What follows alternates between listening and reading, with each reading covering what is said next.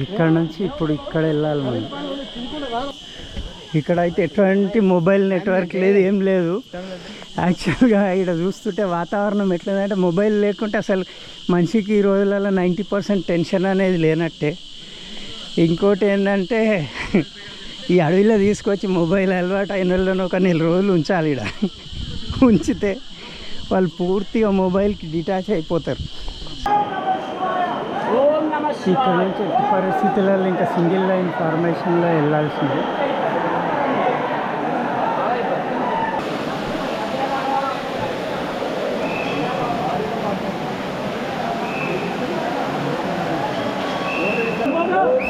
ఇప్పుడు మనం ఇక్కడ చూస్తున్నటువంటి శివలింగం ఏదైతుందో ఇది మనకు ఉన్నటువంటి డేటా ప్రకారంగా ఇది బ్రహ్మదేవుడు స్థాపించినటువంటి శివలింగం అని చెప్పేసి ఉంది.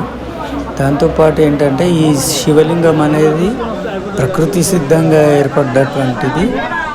ఇది శివుని యొక్క కన్నీళ్లతో ఏర్పడ్డది అనేటటువంటిది మనకు పురాణాల ఆధారంగా తెలుస్తుంది.